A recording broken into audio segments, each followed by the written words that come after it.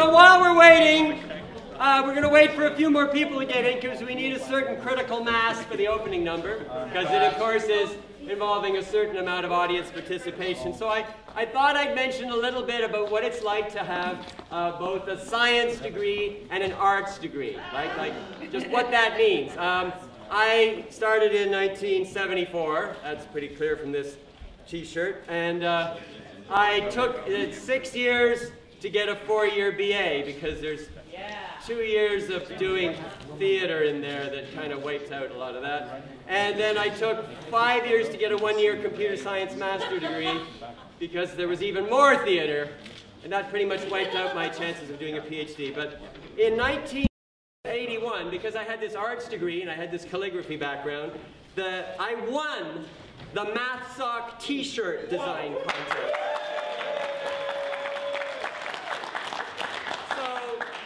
The psych student was the guy who designed the Math Sock T-shirt for that year. And it's can I say that I'm the one that awarded you that? Because I was the one that picked the design.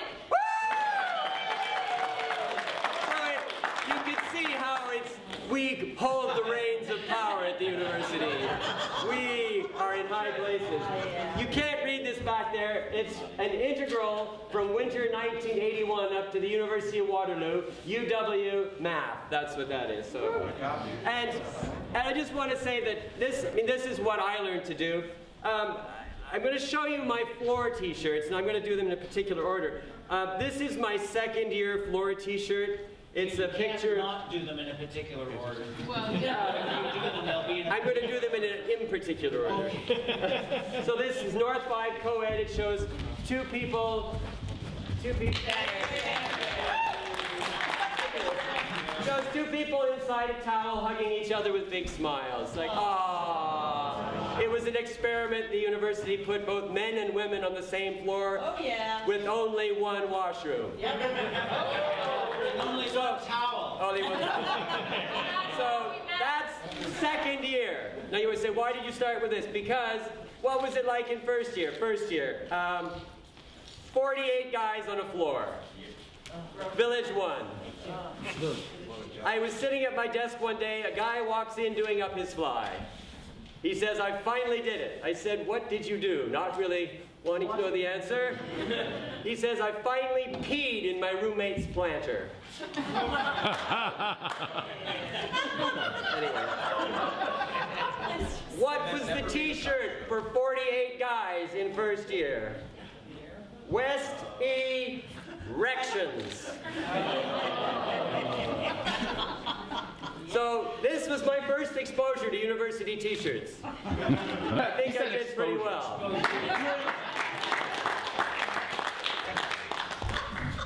Andrew, do we have critical pass yet here? Do we have I think so. All right. Mr. Andrew Welch is about to present the Canadian National Unity Song, which, Brian, can you give us the background? Who wrote this thing? Stephen Hall. Written by Stephen Hall. Stand up, Mr. Stephen Hall. This is Mr. James Gardner. Who will provide the music, and there you go. All right, there we are. Okay. Sorry. We're supposed to be showing that. I'm sorry. Oh, there we go. Yeah, that's me. 1983, too. 83. Okay. Yes, I'm not sure why I was asked to do this, apart from the fact that maybe I just like to organize things and have a big voice. Yeah, project. Well, we have a projector. No, you're projecting. I'm projecting. I am. Yeah. I did. I was laughing because of I would like to do this in a very hands-on kind of way, so you really feel your part, or my part. Feel your part. Feel my part. I'm loving this.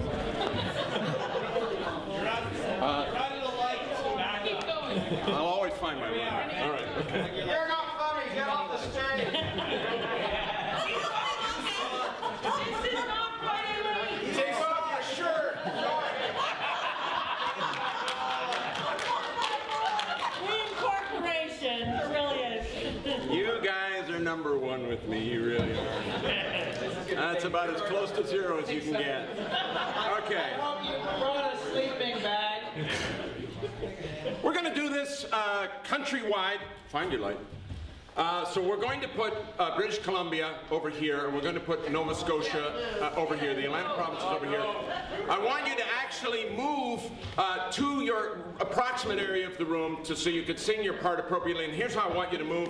I would like the altos to arrange themselves in roughly this area. Just get up and move.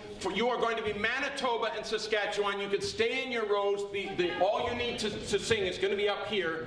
But if we can get the altos sort of here in the Manitoba, Saskatchewan area. Where do people who can't sing, though? Stay put. Stay put. I got a separate place for the men. We're good. Yes, please. Nova Scotia and Newfoundland sopranos, if you can go over here, please, to this end of the room. What about New Brunswick? What's that? New Brunswick, we'll get to Certainly that. did. One more base. British Columbia and Alberta, if I could have maybe a third of the men over here for British Columbia and Alberta at the far end of the room. Take my third. Take my third. Take my third. If I can have another third of the men be right here for Prince Edward Island, New Brunswick. All right? Move yourselves, come on. And I should warn you, if you know this song, there are a few very minor tweaks from 1981 when it was first presented.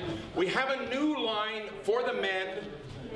If you are rhythmically challenged, you'll probably want to stick to Prince Edward Island, New Brunswick, British Columbia, and Alberta, because it's a tough rhythm. It is essentially Nunavut, the Yukon, Nunavut, and Northwest T. I haven't told you the tune yet, but I'm sure you can handle it. We have two soloists who are coming back from 1981 to reprise their roles. That will be beginning with Betsy Wims as Quebec and Brian Gamartin as Ontario. And I thought it would be nice, rather than pouncing on Brian in the end, as we did back 30-odd years ago, and they were very odd years, I've thrown in a very large harmonic amen that we can all do as one big group to wrap up this song. Are we good? All right. Jim Gardner is our well-known and well-practiced pianist who's been working on this with the whole choir for months. And I'm going to conduct from the laptop. Yes. Are we ready? Yes. Okay. Let's see how this goes. Everything you need to sing is going to be posted up there, and you will recognize the song as soon as we get... Hands up how many people know what this melody is going to be. All right. You'll work it. You have little intros? Sure. Okay.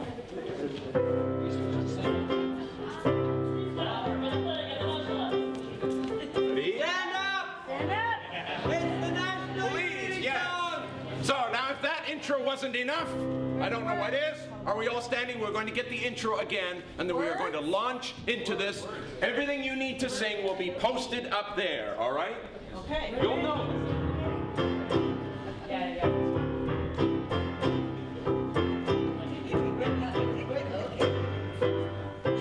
Here we go. Manitoba, Manitoba, Manitoba, Manitoba. Sopranos.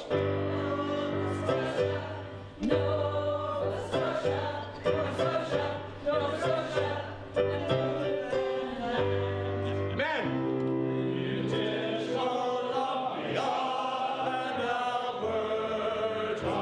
Sopranos. Altos. Men.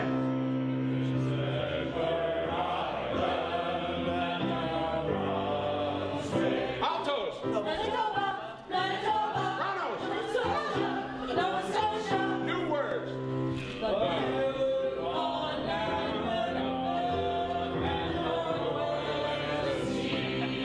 Oh, not bad. Here we go.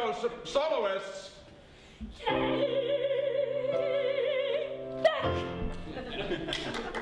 On Terry,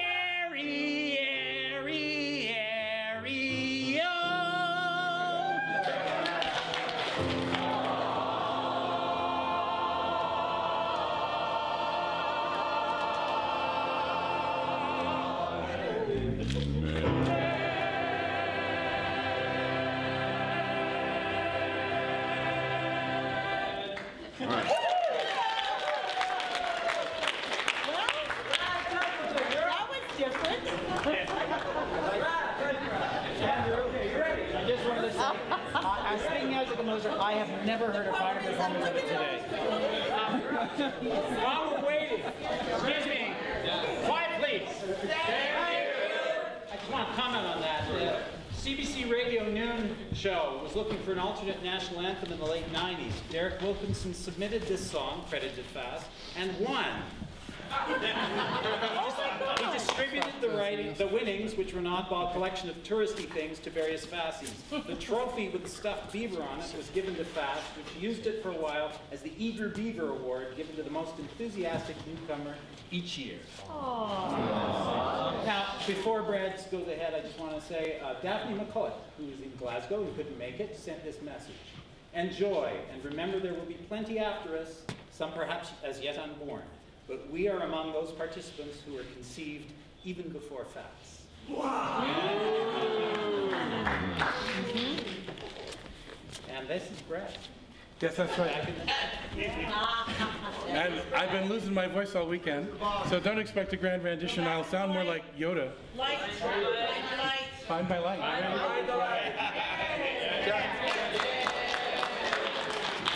I always used, No, back up. You back yeah, I always used to love the elephant jokes when I was a kid, and there was one elephant joke I particularly liked, which was, how do you get an elephant out of the theater? And the answer is, you can't, it's in their blood.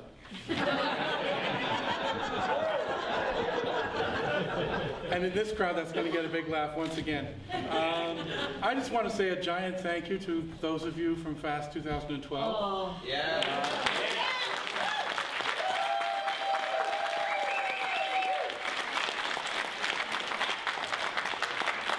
That was an astonishing show. Don't take this the wrong way, but way better than I expected. Every show you see is better than you expect. All right, Jack Barlow, Jack's right there. Oh, look at that. Okay, so you'll recognize the tune to this right away. Apparently we're going to have 5 or 6 sentimental songs about FASS, all to the tune of American Pie this afternoon. All right, and then I'll find my key. Long, long, long time ago. That's not my key? Oh, what key? No, my range. Might have to capo it. What key would you do? What do you want me to be in? We rehearse this a lot. It's okay. We'll do it in your key. Well, I mean, because my range is really short. Capo to the rescue. He's going to put the capo around your throat. Long time ago, I can still remember about a galaxy far, far away. But wait, that was another show. And each year FASS will come and go. I hope it makes you happy, I will say. It's February, but you'll quiver with every joke that we deliver. Bad puns oft repeated, some should have been deleted. I can't remember my next line. Make it rhyme. That's fine on tape, but that won't do at FASS at Waterloo. So bye-bye, FASS with tears in my eye. And you may say it's not Broadway, but we'll give it a try. There's folks out there come to see how we fly. This is in me till the day that I die. In me till the day that I die. Did you write the script for FASS, or will you be playing in the cast? Did you paint or build a set? And do you believe in copyright on the music you may sing tonight? And did we teach you how to dance just yet? But I know that you all love the show, and there is no life you'd rather know. It's too late to refuse, So forget those midterm time blues on that note. You won't be lonely in your family with friends familiar as a simile. I know that you were meant to be in FASS at Waterloo. And you're singing bye, bye, fast with tears in my eye. And you may say it's not Broadway, but we'll give it a try. There's folks out there come to see how we fly. This is in me till the day that I die. In me till the day that I die. 50 years we've been on the stage. You think that we might act our age. That's not how it's meant to be. When the director sings in the theater in a song that's blatantly for her, with a voice as fine as it can be. Oh, and when the techies build a prop, she sends it right back to the shop. The techies, they won't fight. Just you wait till Friday night. And well, Peter sits and run the lights. A co-op gag. A co-op gag comes just out right. A show is going on each night called FASS at Waterloo. So bye, bye, fast with tears in my eye. And you may say it's not Broadway, but we'll give it a try. There's folks out there come to see how we fly. This is in me till the day that I die. In me till the day that I die. Upstage, downstage, on a different script page. All the techs are in a mad rage. Decades now, they're still in FASS. If you ask them to sing, they'll pass.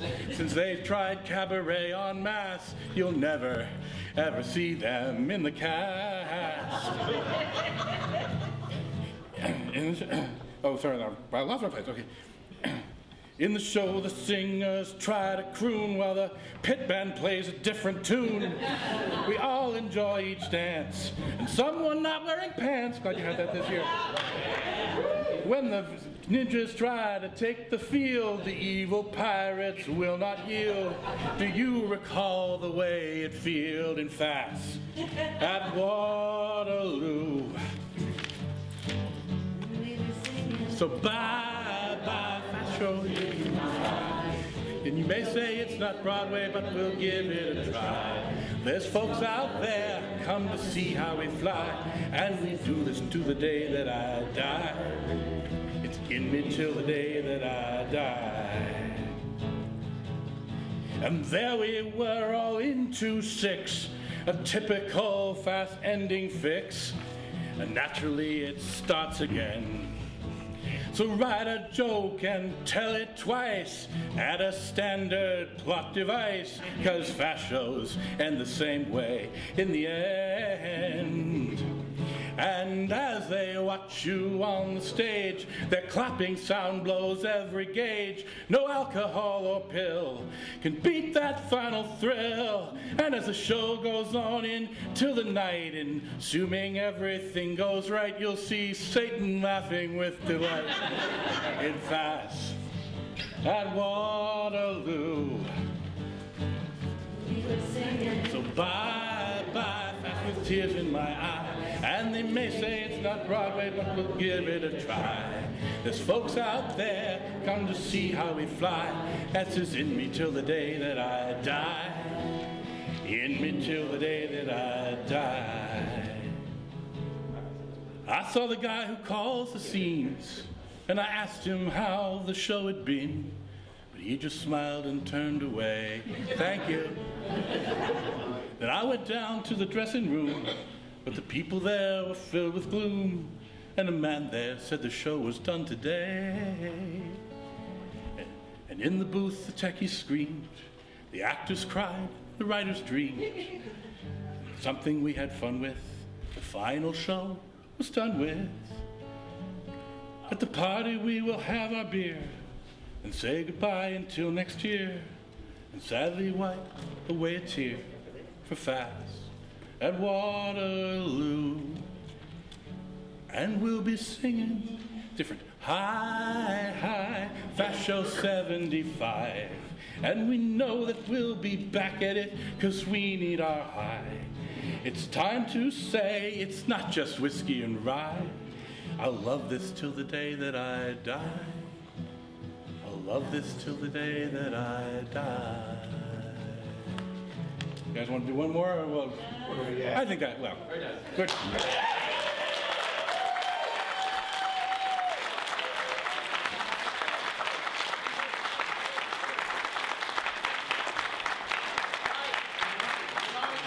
Yeah, so I wish my voice were better. Since this is also talent, one of the things I've become as a photographer, and some of my photos from the last year are up there on the seats at the back, and enjoy those, and on with the show.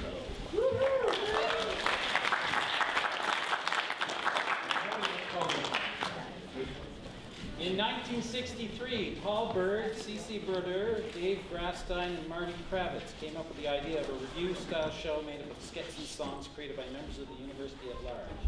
This family-style show...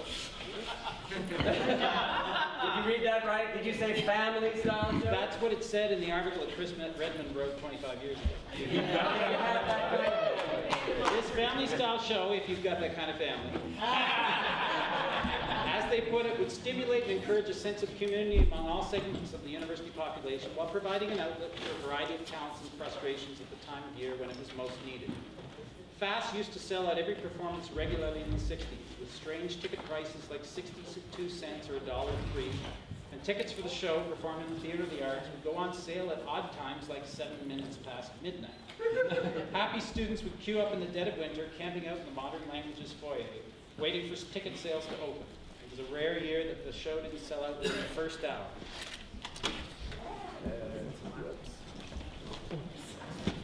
Ken Fryer of the math faculty and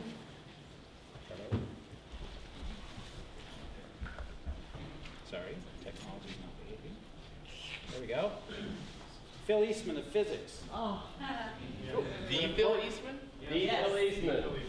Were important names during FASS's early days when the show consisted of individual musical numbers and sketches. Never again would the F in FASS be so well represented. Though Ken Fryer did return to be the celebrity janitor in 1983 after a long absence from FASS, just a few years before passing away. That same year, UW President Doug Wright did the same on a different night. Passing away?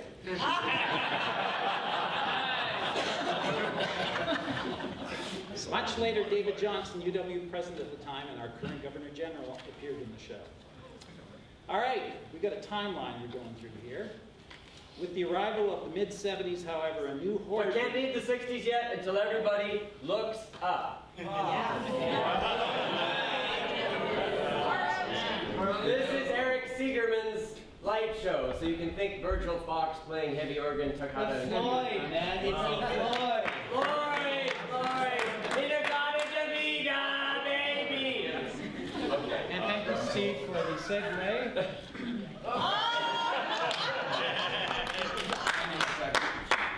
The FASS at 50 website.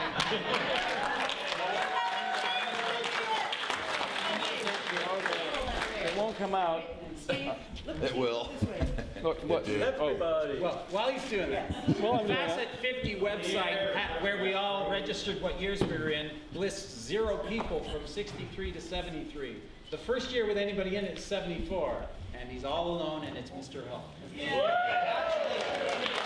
Can I just very quickly interject? I had a big surprise. A very old friend and great Fassie who showed up on Friday night, Roger Patek, who we thought might be here today, but he isn't. Roger and I did, has anybody seen, you know that picture with the 2 guys and one has a B on his shirt and one has an S on his shirt? Okay, I was the S and he was the B, okay? Roger, who I thought had only started FASS in 78, the year we did that, it turns out he was in FASS 74 as well. So there was actually another FASS 74 guy here. Sorry. But just going through some... Richard, what do you got from the 70s? Okay, 1975, the Chevron, February 14th. Revolt. This letter is in response to the FASS show, The President's Revolt, which was performed February 5th through 8th. It was blatantly sexist, intellectually bankrupt, with a multitude of cliches, and most of all, the peasants lost the revolt.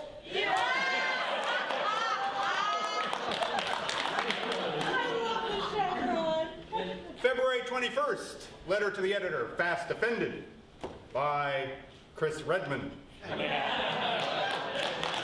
Patricia Gilbert's letter in last week's Chevron scolds FASS, the peasants' revolt, for being, among other things, blatantly sexist and intellectually bankrupt. I'm writing to defend the show since I was one of the people who wrote it, but the effort is probably unnecessary. Miss Gilbert misses the point of FASS if she thinks it's a criticism to call the show cliche-ridden. Of course FASS is full of cliches and stereotypes. That's the whole idea.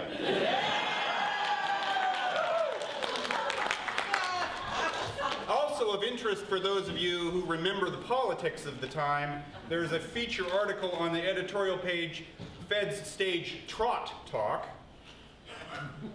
Tom Reed, spokesman for the International Spartacist Tendency, was prevented February the 11th from finishing a speech to the Revolutionary Strategy for Canada by close to 30 followers from AIA who claimed that his sole reason for talking was to split their organization. They then endorsed a motion banning trots from campus.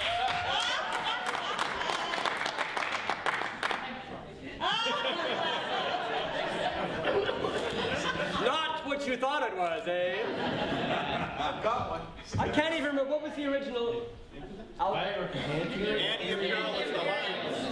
Anti-imperialism. Stand up for your rights. Next issue, front page, front and center. We regret in last week's article, the Chevron headed Fed Stage Trot Talk, several issues were taken out of context, and thus it may have inferred a criticism of the Anti-Imperialist Alliance and the two individuals named. The Chevron regrets any misunderstanding and will continue as in past to support the rights of any progressive faculty.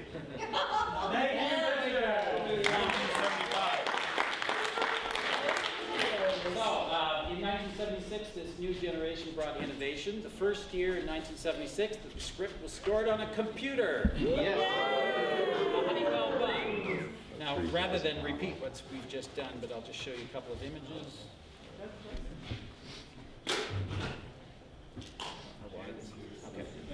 This is the famous article that was in last night's show, but I had some excerpts. I just wanted to read one I particularly like. Analogies between FASS and German culture on the eve of Hitler's Nazism are too numerous to Gardner's wrong. FASS deserves nothing but contempt. In a word, it was sickening. And then it happened for a number of years. We've got this one later. I like the spelling of divisive. That just Ryan, just correctly, that the FASS impression, that was 78, is that right? Yeah. FASS is 76. Yeah. It was 76. That was That's what 76. my records tell me. I got a 77. 77, Richard, 77. You got your 76? Facts. What? Yeah, 77 was Star Trek. Yeah. FASS pokes fun at everyone. FASS 77 takes one into the starship Satirized, commanded by Captain James T. Jerk. Played by Jim Gardner.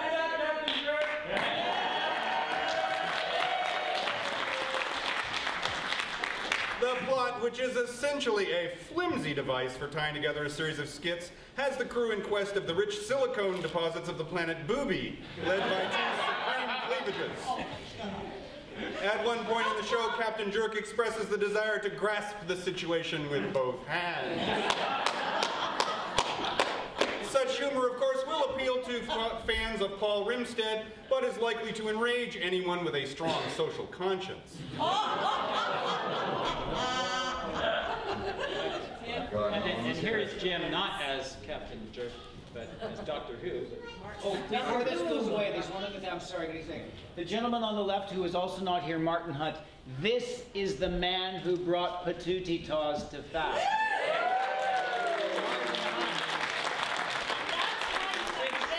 And that's why you've been over. And He's a hunchback. He was a hunchback. Well, he's not real life. He brought up warm-ups. I just wanted to remind you of some of them. Arts Theatre Pickup, parking for patrons only. Baby by Boo. This particularly rapid unintelligible. Amidst the mist and coldest frost. The sixth sheep's sick.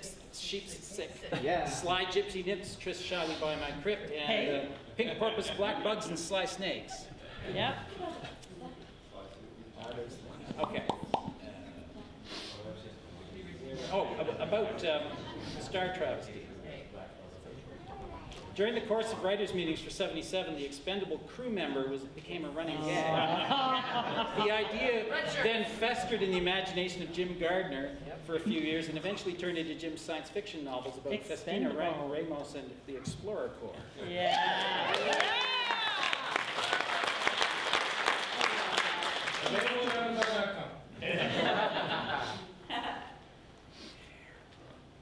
Oh, Fast 78, first show to have a T-shirt. T-shirt, T-shirt.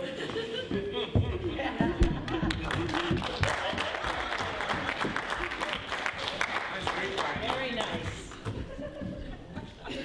Harry War, artist, I believe. Harry War. Yes. We're kind of around 1980 now. Yes? What? A couple of related items. 1978, Summer Theater. The imprint. June the 15th. All students are hereby warned to be on the lookout for a group of very funny people. They are armed and legged, and many of them are openly confessed to be involved in FASS, the highly illegal but highly entertaining evening of madness which rolls around every February. And it is written by someone named Tugs M. Macau.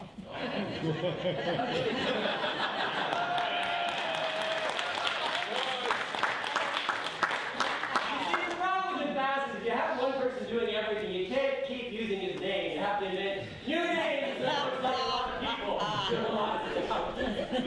All right. 1979 T-shirt. 1979 misprint. This gentleman, can you hold that for the audience? Yes. Ray Butterworth. Is Ray here? Ray. You tell us. I really will shut up because I'm going to leave FASS in about 2 years in this timeline, and then you won't hear from me again. This is a copy of the misprint, which is the annual funny version of the imprint. They still doing a misprint? Yeah. Okay. On the cover, you'll see I don't know if you can make it out, but there is a man looking sad here in front of a blackboard. You remember blackboards? They're like projectors, but you didn't have to plug them in. Okay. And beside him are two imprint covers. The first imprint cover here was to advertise one of the Somewhat shows, which is a series of 4 shows that a bunch of us wrote over a 4-year period. The people who were Somewhat, in fact, I think are all here, namely Jim Gardner, Ian Allen, Marnie Heatley, Ron Dragishin, and me. Yes. Oh, Bernie, I'm sorry, Bernie. He wasn't a writer. Whoever was in there, Bernie wasn't a writer. I was thinking of the 5 writers. There were lots of people who acted it. Okay, anyway, to make a story even longer, okay, to advertise this Somewhat play, which is called The Finishing Touch, which was a heartwarming comedy about a hitman and somebody in a hospital and anyway, a heartwarming film comedy about murder.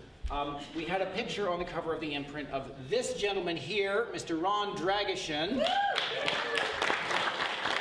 hiding behind a potted plant. Shortly thereafter, the imprint did their annual welcome frosh to the University of Waterloo, and they decided to have a photo essay of a typical frosh going around and discovering university life. So, naturally, they asked me to be the typical frosh. So I put on a pair of old glasses and stuck my tongue out, and they took a bunch of photos of me eating food in food services, for example, and that was on the cover of me eating food service. Now, this one is bigger. oh yeah, there's Ron. There's the one of Ron. Okay. Now, Ron and myself and Ray Butterworth shared an office in the math building on the 3rd floor. And, yeah, they let you be on the 3rd floor back. Anyway, or was it the 4th? Third. Okay, 3rd. And realizing that 2 of the 3 people in the office had been on the cover of the imprint, I thought that this was seriously a not-on kind of a situation and a great opportunity to write some AIA-style rhetoric to the newspaper. So I formed a political organization called the Vadkrith Rotkoti. You can see the beginning of it there, which would be vigorous and democratic kakistocracy resolved irrevocably to have Ray on the cover of the imprint. And proceeded to write a lot of, politically right-on letters to the imprint. after about a couple of months of that, they put Ray on the cover of the imprint. However, they actually had their way because Ray isn't on the cover of the imprint, he's on the cover of the misprint. And that's the story.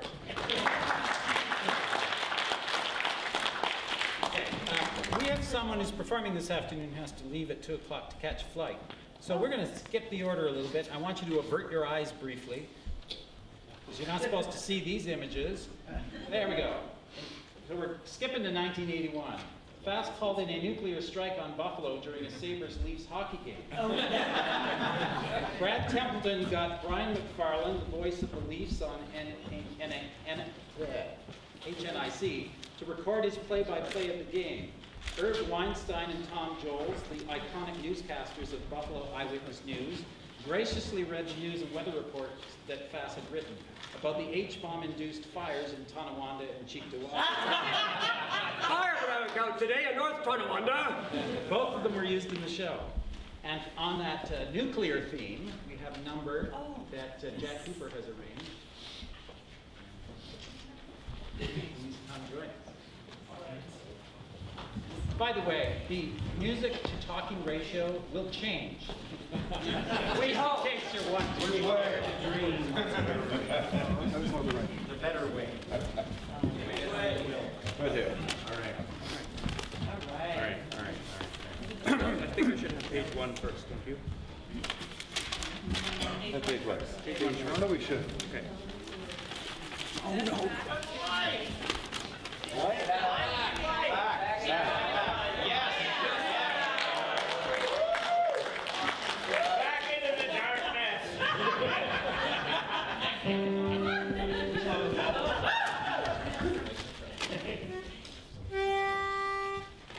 It was not so long ago here, they put on quite a show here, a little number they called World War III.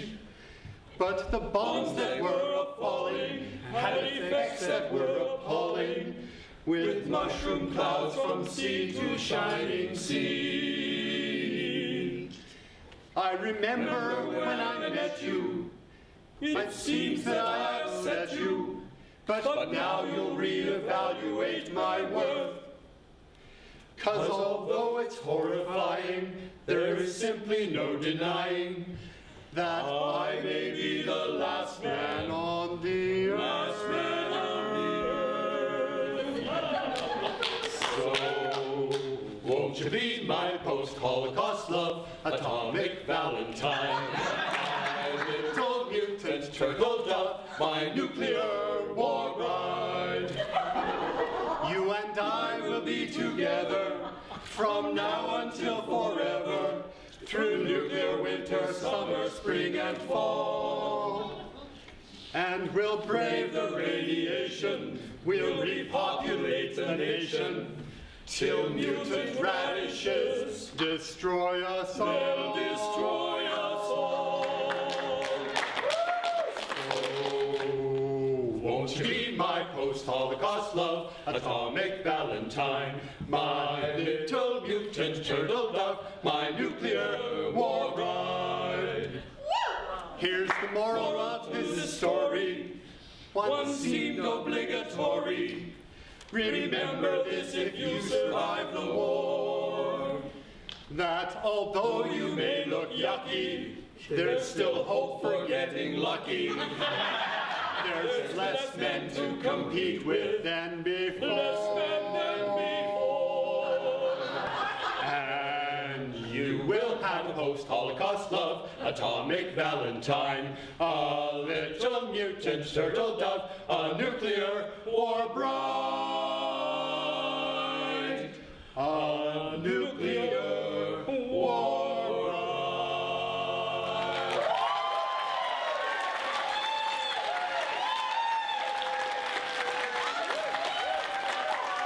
Thank you, Alex.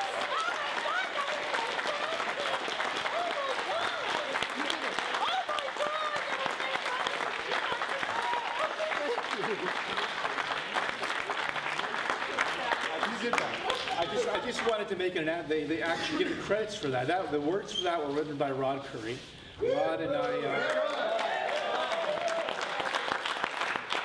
Rod and I tried writing a few songs together when I was just writing music, and Rod wrote words, and it was wonderful. And I wrote the music after that, and it was done in one of the summer shows on Fed's Discount Warehouse. And I think Suzanne Langdon came up with the idea of doing it as a barbershop. So I just wanted to chance to read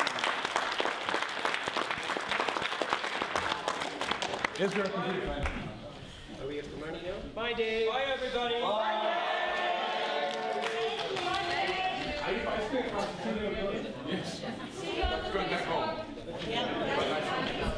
So just want to show off the 1980 shirt. This is FASSed. This I think was done by Paul. Paul's here. Paul here. He did the artwork. Except for some reason we had 2 shirts that year. So there's 2. Strip, take off your shirt.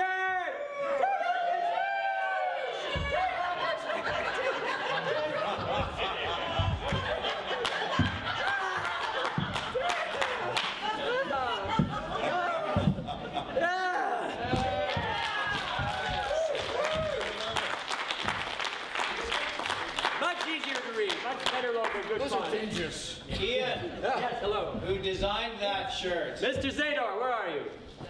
Andrew Zador. What's next? Well, the other one. we're now skipping backward in time a little bit. This is 1980, and that's Bert Matthews, the current president, and that's Peter Carette on the left. This is a personal memory that I have to share. During the big weekend closing song rehearsal in 1980, the cast was having difficulty with a tricky clapping rhythm that the director, Jim Gardner, was demonstrating.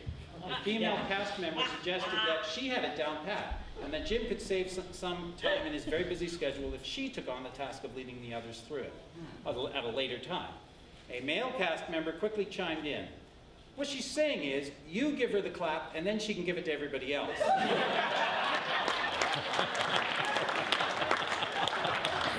It was a while before rehearsal resumed.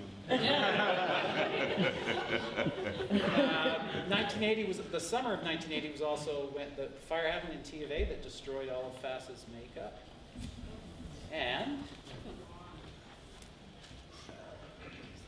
we now have Marnie Shaw. She's going to perform a song, a non-FASS song. She was in 1980. If she can join us, please.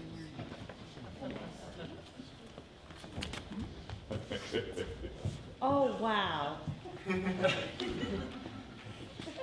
Your picture's supposed to get older when you go. There are worse things I could do than go with a boy or 2. Even though the neighborhood thinks I'm trashy and no good, I suppose it could be true. But there are worse things I could do. I could flirt with all the guys, smile at them and bat my eyes, press against them when we dance, make them think there's still a chance. That's a thing I'd never do. I could stay home every night, wait around for Mr. Right, take cold showers every day, and throw my love away on a life that won't come true. I could hurt someone like me out of spite or jealousy. I don't steal and I don't lie, but I can feel and I can cry, a fact I'll bet you never knew. But to cry in front of you, that's the worst thing I could do.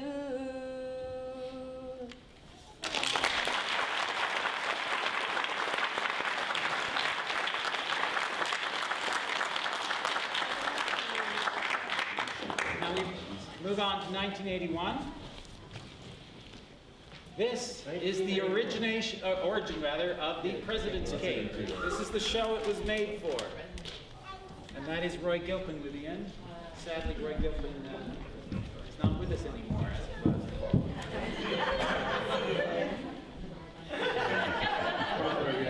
Roy Gilpin and the other guy.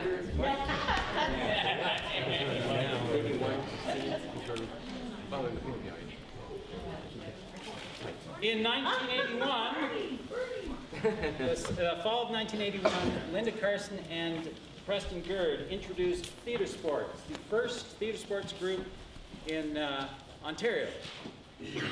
And I believe now Bernie, who is pictured here on the left, has some a little bit of improv. No change. Thank you very much. Oh man! Wow, that takes me back. Great. Well, a lot of FASS people were involved in Theatresports and Theater on the Edge more recently, and we have a few people here who are going to do some improv. Let's bring them down. Terry Barna, Heather Gurd, Chevron, and Steve Hutton. Come on down, guys.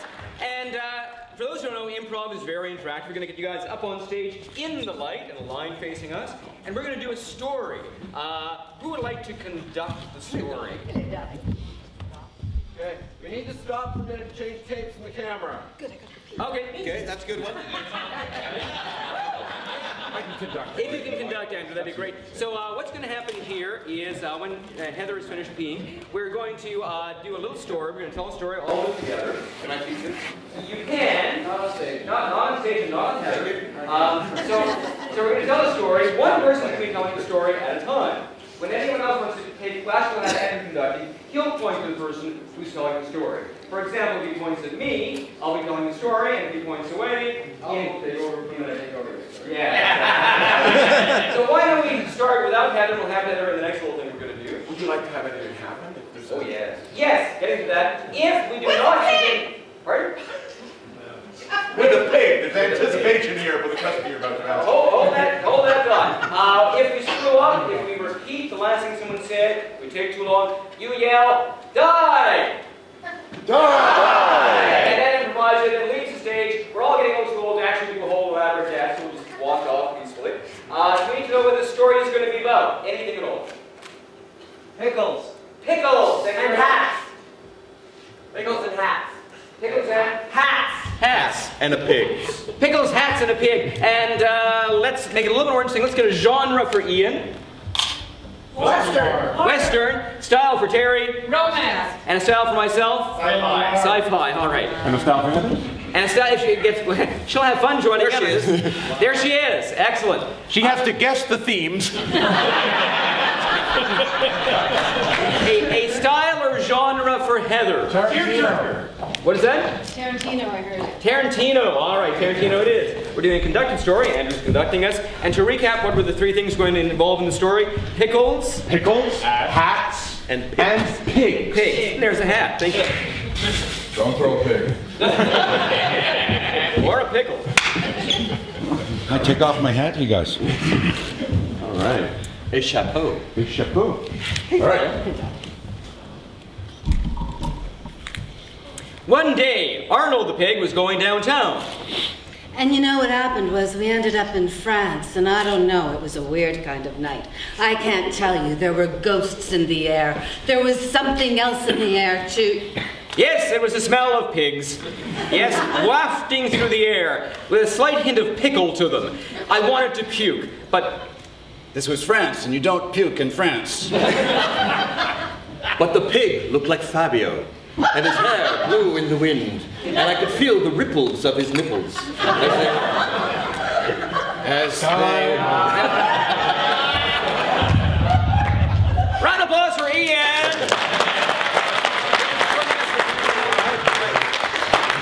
What's that archer doing over there? Oh, a message, it's for you. Oh, thank you very much. And the message says we need another topic for a story from our audience. One thing instead of three this time. Anything at all? FASS. FASS, I heard FASS. And we'll keep our genres. Horror. I traveled back in time using my time machine to once again relive FASS 79. Things were not the same in 79. The loose goose was loose, and Fabio the pig made a special appearance and cameo. Wearing a hat. And he said, I'm here. Everybody freeze, because I've got a gat.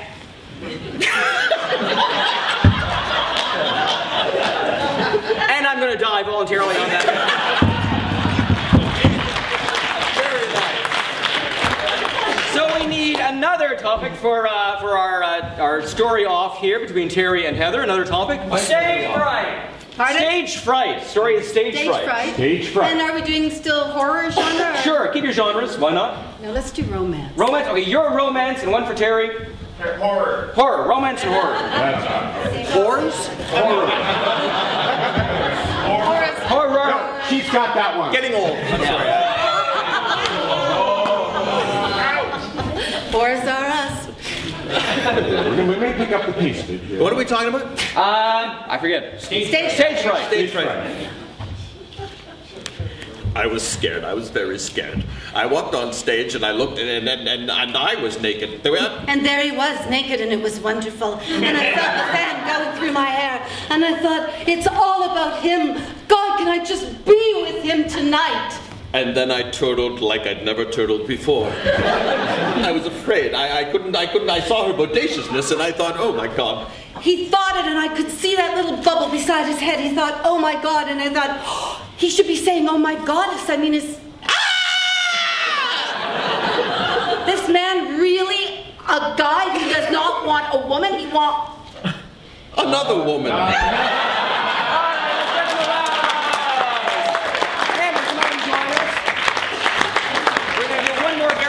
Ian come up too. We're going to do one more very short thing, and it's going to be an experts scene. They're going to be an expert on something. They're going to answer questions posed word at a time. I'll be interviewing the four of them, and we need to know what they are an expert on. Making props. What? Making props for FASS. Props for FASS. Well, we have an expert on our panel tonight, and his name is. What is your name, sir? Dr. How? Smitherman. The third. I knew your brother, the second. So I understand you've been making props for FASS for 50 years now. What is the hardest part of making props for FASS? Well, it's really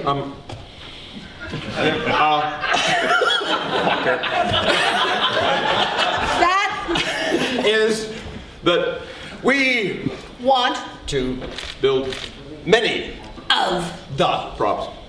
However, it is required that we make props out of fabrics. Fabrics, that's very interesting, because in my day it was always cardboard. But fabric, what kind of fabric do you use in making these props? Cardboard. Okay.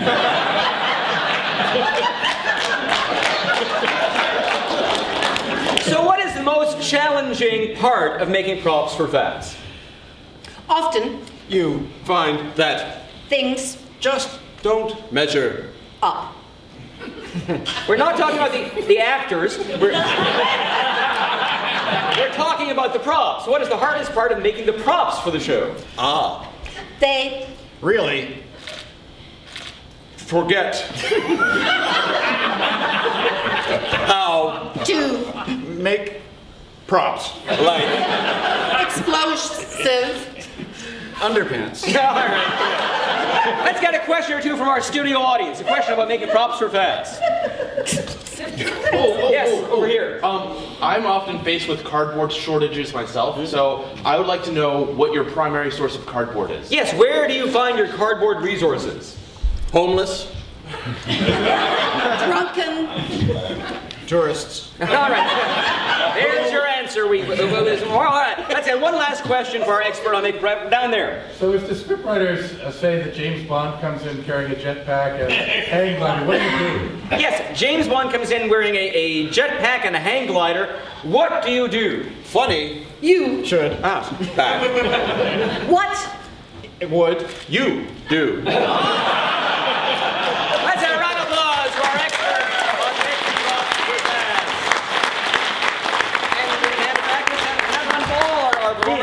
And just a quick reminder that we do improv in Waterloo to this very day, every Thursday night at the Waterloo Community Arts Centre. Come on out and see us. Thank you very much.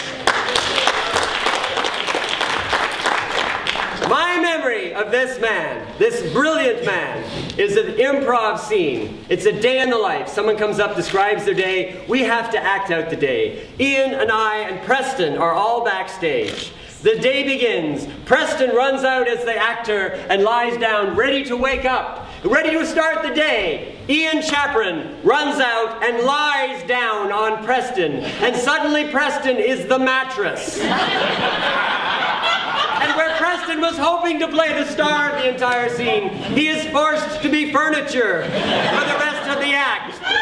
He is a mirror. He is faucets. He is just manipulated by Ian to do all of these things, and Ian is the star of the show. Brilliant! Brilliant!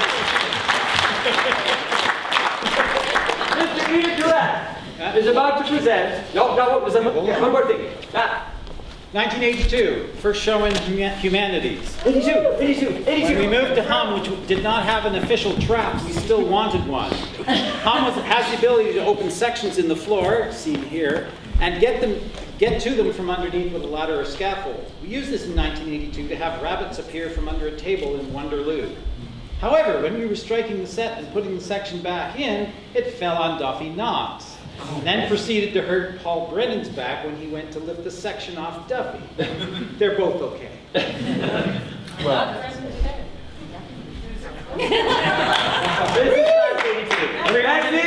Betsy, where I stand up. Hot. Ears for 800. How many shows? 5 shows. 4,000 pairs of ears that our team made.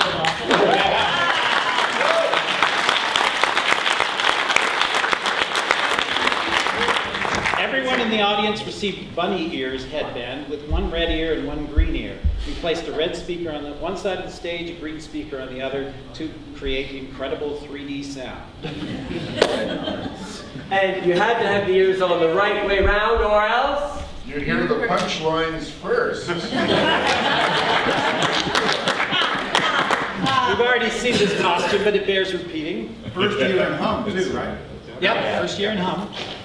Someone in the Friday Late audience offered Peter a joint. Peter pleads the fifth as to whether or not he took it.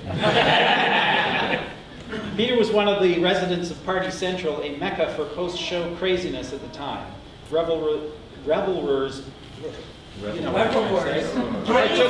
partook in Cheesy's performances by the rock group The What, snow diving, and the Chip Foam Room. He was also FASS's chief pyrotechnician at a time with considerably more lax safety regulations, hence the name Boom Boom and the legend of the Bun Bomb. Peter hollowed out a crusty dinner roll, filled it with black powder and a rocket igniter, and taped it securely with gaffer's tape. It was then remotely ignited in the trap tunnel, which nobody was in, to be followed by actors coming through the tunnel and onto the stage. It performed with mythical results, gracefully blowing open the very heavy T of A trap door into a fully upright position where it stayed. Any less powder and the door would have fallen back. Any more and it would have bounced on its chain and fallen back. It's mythical. The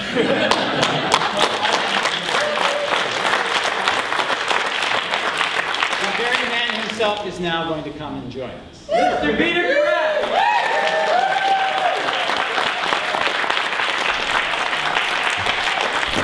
Now, I don't do that stuff anymore because I've become older, wiser, and licensed. I don't know why I started doing it. I just like blowing things up.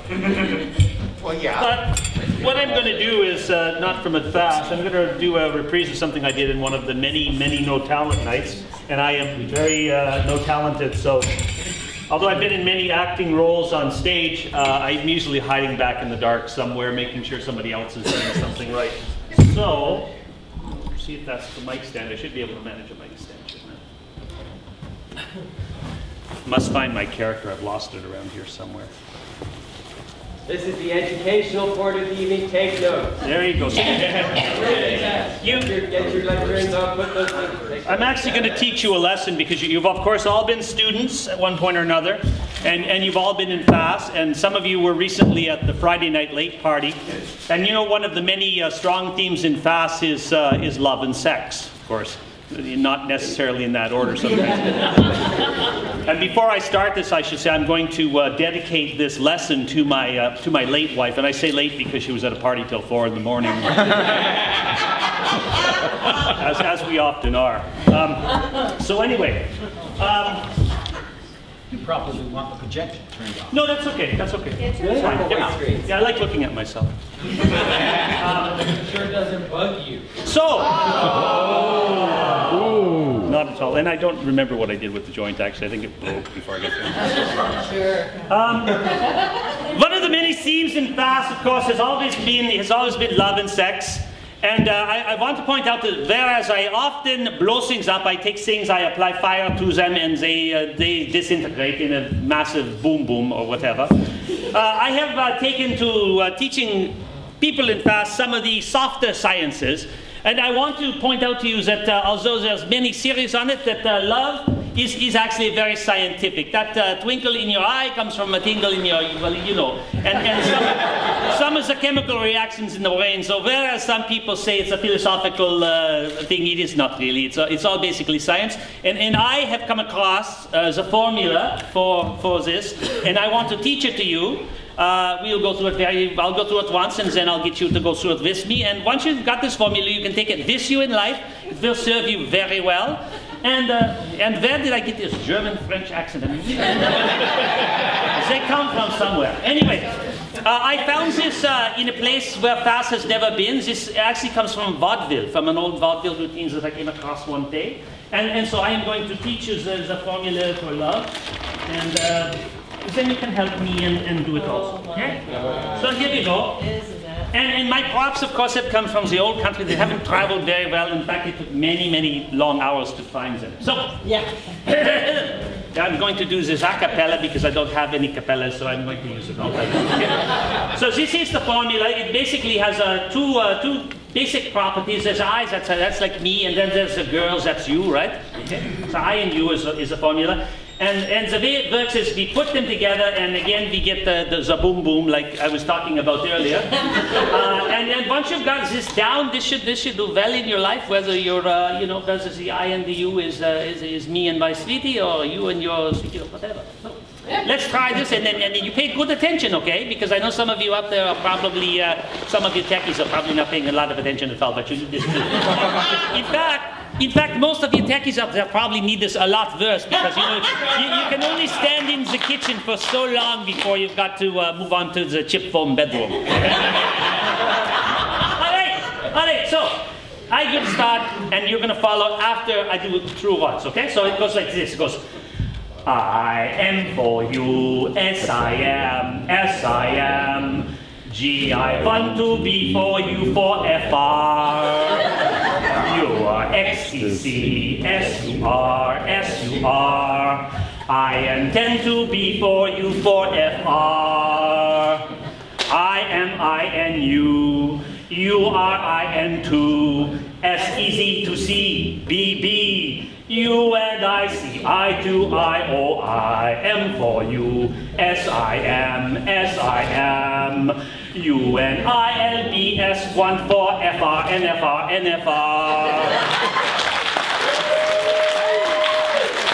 So,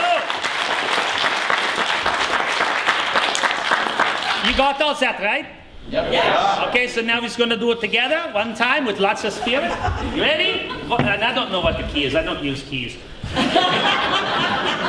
And I also, if you recall, I also used to stand in the back line on the opening song and closing song because that was my place, yes.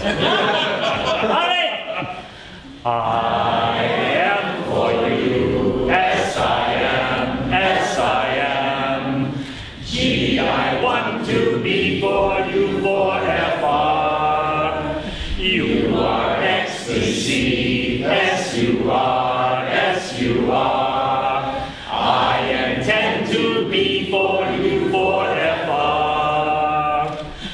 I am I and you are I and two. As easy to see, BB, you and I see.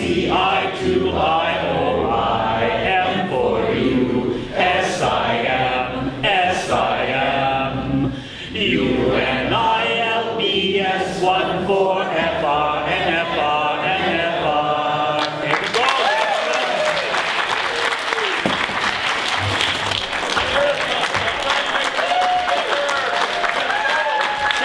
Thank you very much. Mr. Peter Carette.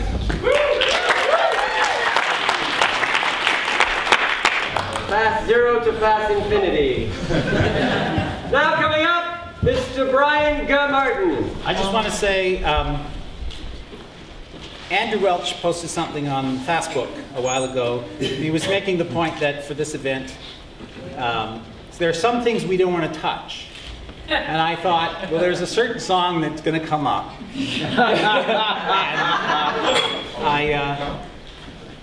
I wasn't sure how to handle it because there would be a demand for it. And then something occurred to me, and the writers in the room will know, once it grabs hold of you, you cannot do anything about it. And so do their wives.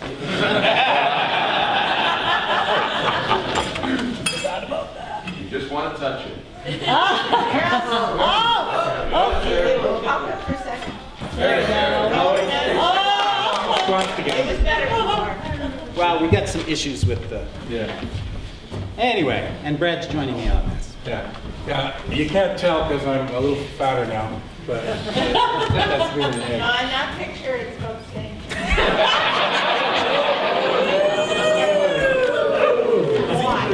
So, what I did is I reimagined the song for the occasion, so that it was a balance between not messing with old things in our memories that we don't want to touch them, and doing something original. Linda loved putting me in that egg. You ready? Yeah. I can think of younger days when taking part in FASS was everything that I could want to do. A sparkling show, though any schmo can gain admission, I can't comprehend as I attend my first audition. Hey, how can you toss such newbies on the stage, then stick Makitas in our hands? Laughter's the light that keeps FASS shining. The audience understands, and the fun isn't done when the show has had its run. As Party Central we invade, when fingers roam through chips of foam, now only eggs get laid.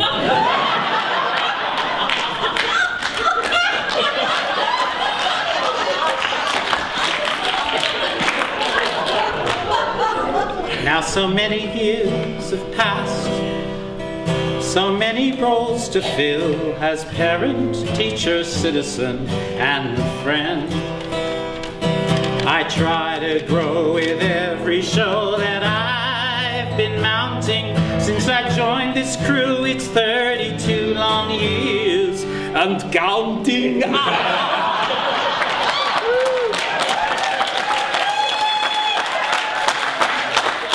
I'm sorry. I was unsure of the person I would be, but FASS allowed me to rehearse, making mistakes in a place of safety. I could have done much worse, and who here can deny the things we took away? Some of us husbands and wives.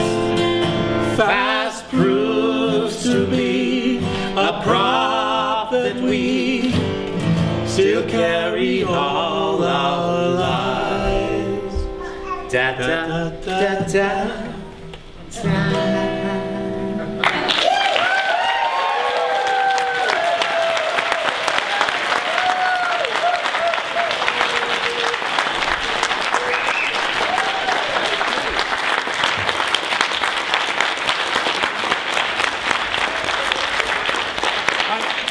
have to tell you that, just doing that little backup there was one of the joys of my life in FASS, because you guys clapped for about 10 seconds, but every night this stopped the show.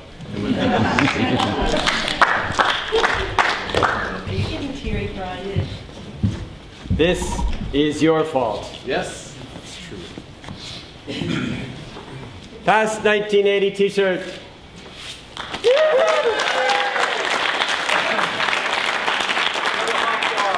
What's his name? Introduce yourself. Who is Scott. Great Scott Nicole. You're the great Scott Nicole. We're going to wrap up the first act with Burner. I'm sorry. Yes. We're going to wrap up the first act. Quiet, please. Thank you. With an original closing song. And I would ask Steve Hutton to help us here. Oh, I should go there? Well, it's your favorite. Jesus, Steve, somebody do that. We have Nicole. You're up here. Yeah, what, you write it? We are going to use the services of your 2012 accompanist, Nicole, is going to help us out with this.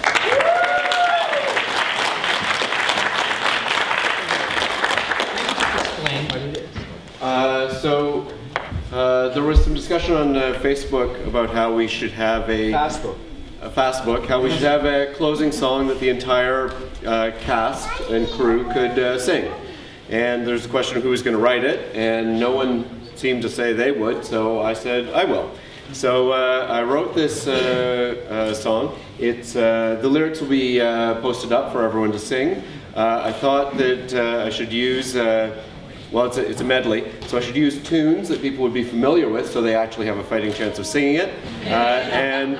So I did that, and I hope you will know the tunes and want to sing along, and we will end Act 1 with the song.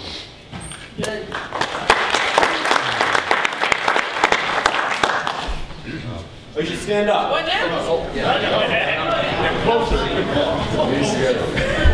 If you can't read, move to the front. Come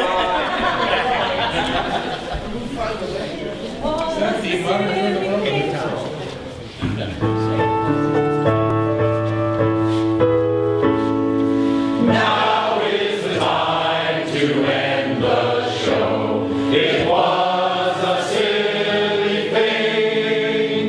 Let everyone prepare to go, and everybody sing, and everybody sing, and everybody sing.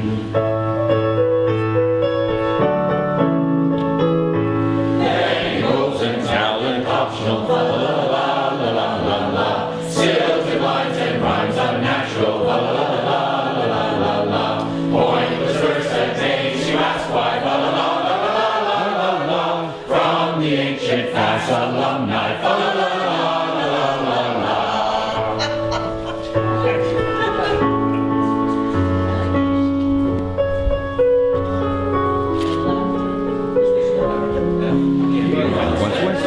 Waterloo and left and went away. We make our homes and livelihoods in many lands today. We've left behind our student life, and mostly that's okay. But nothing is quite as fun as FASS. Nothing like FASS. No, nothing is quite as fun as FASS.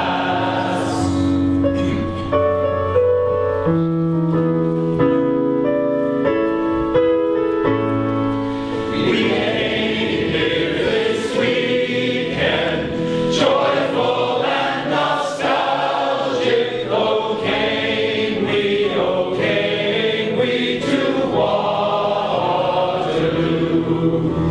So many memories, 50 years of FASS shows, and still the candles burning, and still the world keeps turning, and still we keep returning year after year.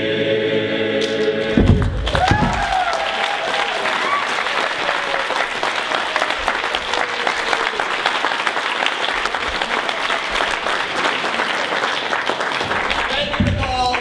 This is a bio break. Take 10, come back, pee, the washroom's up out that way.